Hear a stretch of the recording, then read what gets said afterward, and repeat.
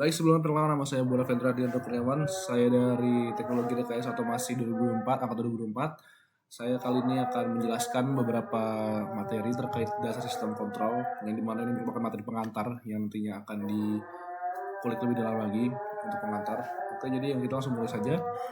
Untuk referensi dan materinya ini saya ambil dari dosen Bapak Rafiq ya, dari Google Drive yang sudah diberikan, seperti ada beberapa video, ada beberapa audio juga yang bisa saya dengarkan. Dan juga ini materi dibuat bersama dengan kelompok saya dan menggunakan desain yang berbeda. Oke, yang pertama kita masuk dulu ke dalam konsep dasar dari sistem kontrol sendiri. Nah, konsep dasar dari sistem kontrol sendiri ini adalah mengukur variabel terkunci atau variabel terkontrol yang artinya set point.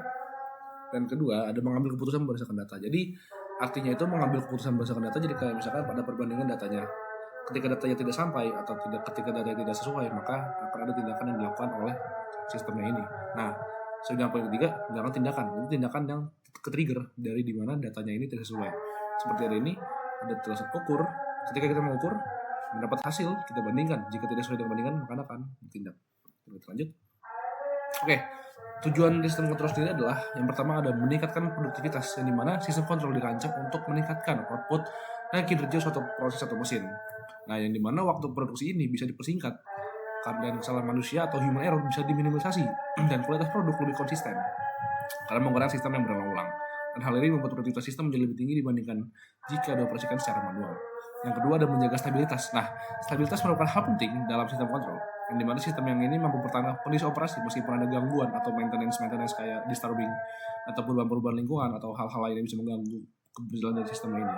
Misalnya dalam pengatur suhu, sistem kontrol memastikan suhu tetap konstan sesuai dengan nilai yang diinginkan atau set point yang diinginkan meski ada perubahan-perubahan atau kondisi luar.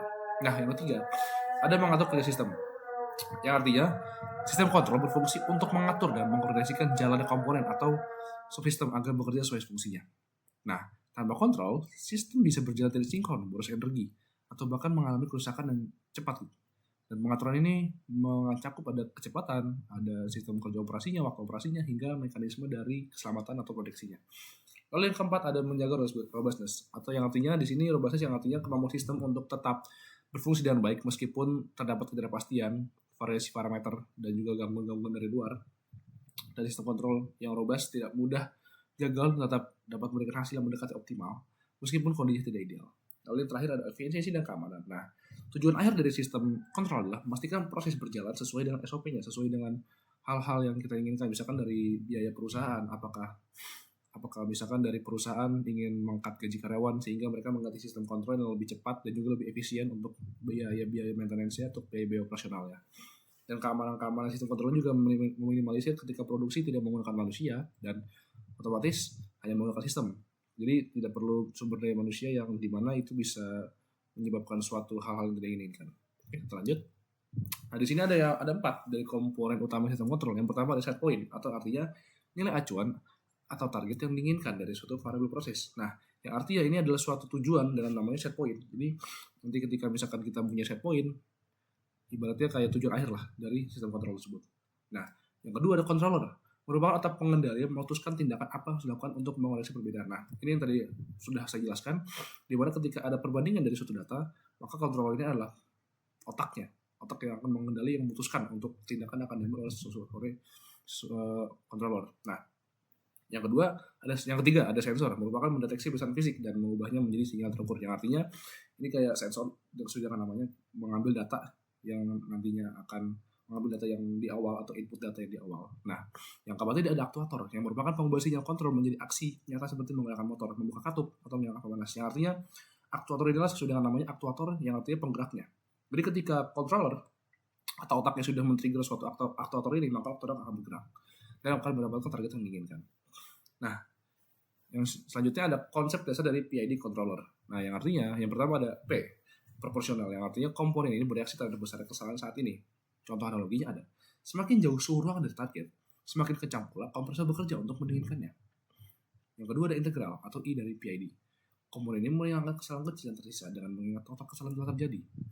Seperti contoh analoginya, memberi dorongan dalam tanda kutip ekstra secara perlahan untuk memastikan suhu benar-benar pasti target, tidak hanya mendekati.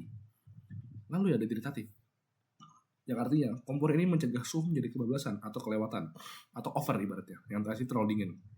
Dengan melihat seberapa cepat suhu berubah, yang dimana bisa dianalogikan bekerja seperti rem yang akan memperlambat laju pendinginan saat suhu sudah hampir mencapai target agar berhenti dengan mulus. Dan di sini ada beberapa data yang saya ambil dari video, di mana di sini supaya memudahkan untuk penjelasannya. Proporsional yang time fokusnya adalah di masa sekarang. Analoginya bagaimana kedinginan pada saat ini. Yang artinya ketika nanti mendapatkan data, maka dia akan menyesuaikan valve-nya. Apakah ada error dari temperaturnya. Lalu yang kedua ada temperaturnya, yang artinya time fokusnya itu ada di masa lalu atau past. Apakah dia terlalu dingin? Nah, ini akan disesuaikan kembali. Lalu yang terakhir ada future. Jadi ini derivatif. Dimana apakah dia terlalu panas atau terlalu dingin. Ini merupakan penjelasan yang cukup mudah untuk nanti ketika memahami suatu konsep dasar dari PID. Lanjut. Nah, kita di sini masuk ke contoh dari sistem kontrol ya.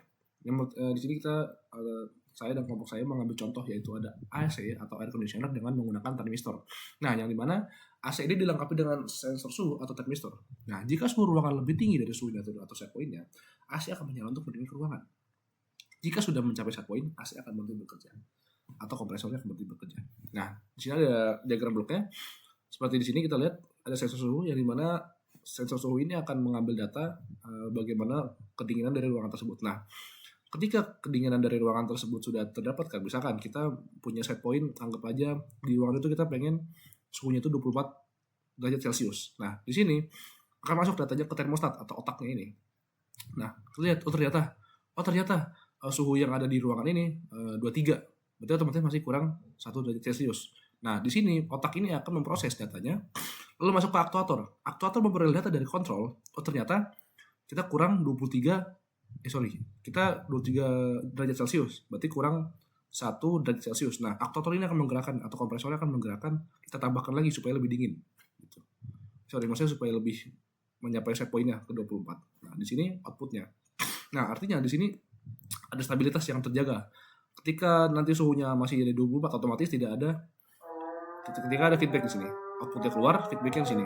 Apakah suhunya masih terjaga sampai 24? Oke, jika sudah terjaga maka tidak akan ada pergerakan tambahan di sini, ada pengurangan pergerakan di aktuatornya atau di kontrolnya. Nah, tapi ketika misalkan kita sudah mencapai set point, ternyata suhunya mencapai 25. Oke, di sini kita masuk feedback. Oh, ternyata kelebihan nih. Oke, berarti kontrolnya harus memproses otaknya. Nih, kita berarti harus kurangin 1 derajat Celcius. Oke, aktuator akan menggerakkannya. Seperti itu. Kita lanjut. Nah, di sini ada kelebihan atau kekurangan dari sistem kontrol. Yang pertama ada kelebihan, yang dimana sistem kontrol yang sudah ditanding dengan presisi akan menggunakan semua potensi efisiensi dalam penggunaan energi yang digunakan dalam menjalankan AC. Sehingga saat suhu ruangan jauh dari set point, pendinginan dapat langsung cepat. Sementara ketika mendekati set point, laju pendinginan menurun sehingga tidak terjadi overshoot. Hal ini meningkatkan kenyamanan pengguna karena suhu lebih konsisten serta membantu efisiensi energi karena pengguna kompresor yang lebih terkendali. Lalu kekurangannya di sini adalah sistem kontrol harus ditanding dengan tepat agar dapat bekerja secara optimal. Jika parameter tidak sesuai, AC bisa menjadi lambat merespon perubahan sistem kontrol yang lebih kompleks menggunakan sensor suhu dan rangkaian elektronik.